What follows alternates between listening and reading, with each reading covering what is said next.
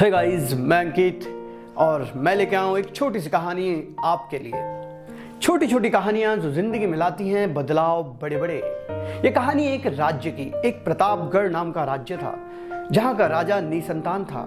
उस राजा को कोई पुत्र नहीं था और हमेशा उसे ये चिंता सताई रहती थी कि मेरे बाद मेरे राज्य का उत्तराधिकारी कौन होगा। और फिर वो निर्धारित करता है कि मैं अपने राज्य में से ही अपना उत्तराधिकारी चुनूंगा। एक दिन वो ऐलान करता है कि मुझे अपने राज्य से उत्तराधिकारी चुनना है। सारे बच्चे महल में पहुंचते हैं क्योंकि सबको लालसा होती है कि उन्हें राजा बनाया जाए।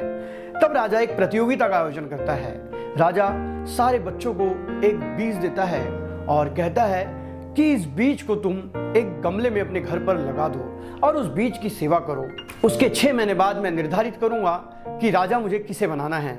अब सारे बच्चे अपने घर जाते हैं और उस बीज को एक गमले में रोपित कर देते हैं और सारे बच्चे उस गमले की देखभाल में लग जाते हैं। समय समय पर पानी देना और समय समय पर धूप दिखाना। उन्हीं बच्चों में एक बच्चा होता है राहुल। राहुल भी अपने बीज को गमले में लगा देता है और समय समय पर पानी और धूप दिखाने लगता है। 15 दिन बीतते हैं लेकिन राहुल के बीज से अंकुर नहीं निकलता। यह देख राहुल बहुत चिंतित हो जाता है और अपनी माँ से कहता है, माँ, इस बीज को मैं रोज पानी भी डालता हूँ, धूप भी दिखाता हूं, तो भी इस बीज से किसी प्रकार का अंकुर नहीं निकल रहा है। और 1 महीना बीत जाता है लेकिन राहुल के बीज से अंकुर नहीं निकलता। और तब तक सभी बच्चों के गमले से बीज रोपित हो जाते हैं, बीज से अंकुर निकल जाता है, पौधा बनने लगता है, फूलों का, फलों का, इस प्रकार के पौधे अलग अलग बच्चों के गमले में दिखने लगते हैं। लेकिन राहुल का गमला तो आज भी वैसे ही रहता है और वो बीज को निरंतर पानी देते रहता है। 2-3 महीने बीतने के बाद सारे लोग राहुल पर हंसने लगते हैं और कहते हैं कि तू क्या इस गमले के पीछे मेहनत कर रहा है, इसमें से कुछ नहीं निकलने वाला, तू व्यर्थ में अपनी मेहनत को बर्बाद कर रहा है, अरे इस गमले को उठाकर फेंक दे। और सारे बच्चे उस पर हंसने लगते हैं और बच्चे ही क्या तो बुजुर्ग भी राहुल पे हंसने लगते हैं कि तू ये क्या कर रहा है, उस गमले से ना बीज में अंकुर आ रहा है, फिर भी तू उसे पानी दिए जा रहा है और फिर भी तू उसे धूप दिखाया जा रहा है। राहुल की माँ भी राहुल को समझाती है कि राहुल, जब इस बीज से कुछ नहीं निकल रहा है तो उस बीज के पीछे मेहनत करना छोड़ दो। लेकिन राहुल ये सोचता है कि शायद ये बीज बहुत कीमती होगा, इसीलिए इसमें से अंकुर नहीं निकल रहा है, आज नहीं तो कल अंकुर निकलेगा।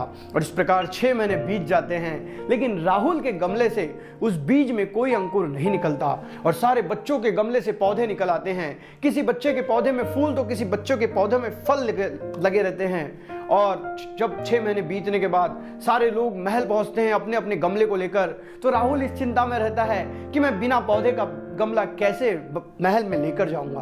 तब उसकी माँ कहती है कि तुम इस गमले को लेके जाओ और राजा जी को ये बताओ कि मैंने इस गमले के पीछे पूरी मेहनत की लेकिन इस गमले के बीज में अंकुर नहीं आ पाया। सारे लोग अपने गमले और पौधे के साथ वहां पहुंचते हैं लेकिन राहुल का खाली गमला होता है जिसे देखकर सारे लोग हंसते हैं, उसका मजाक उड़ाते हैं। लेकिन राहुल तो अपने गमले के पास खड़ा रहता है और तभी घोषणा होती है कि राजा जी आ रहे हैं। सारा महल उस पौधों के फूलों से महक उठता है, सुगंधें इधर उधर फैलने लगती है, फलों की सुगंध, फूलों की सुगंध। और जब राजा वहां पहुंचते हैं, राजा सारे बच्चों के गमले को देखकर बहुत खुश होते हैं और देखकर उनकी आंखों में एक चमक आ जाती है।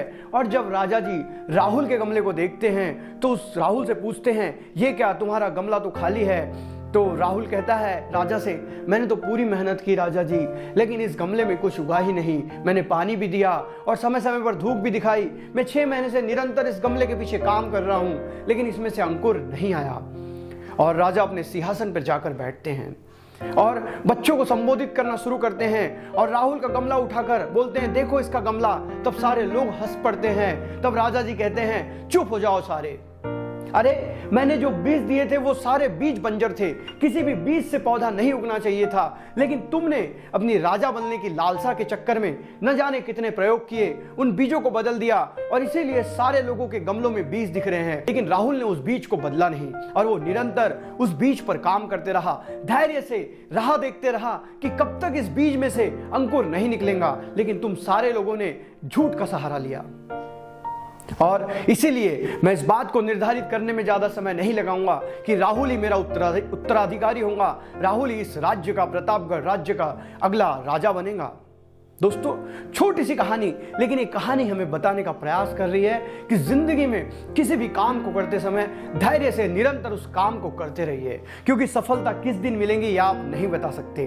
क्योंकि बहुत बड़ी सफलता एक रात की सफलता के लिए उसके लिए बहुत दिनों की मेहनत करनी पड़ती है। उतने दिनों की मेहनत करने के बाद ही आपको वो सफलता मिलती है। इसलिए जिंदगी में कोई भी काम करते समय अंत तक मेहनत कीजिए, जब तक आपको सफलता नहीं मिल जाती। कहानी अगर अच्छी लगी है तो आपका बहुत बहुत धन्यवाद, और इस कहानी को सुनने के लिए भी बहुत बहुत शुक्रिया। मैं इस चैनल पे रोज एक नई कहानी के साथ आता हूं। तब तक के लिए अलविदा, जय हिंद, वंदे मातरम।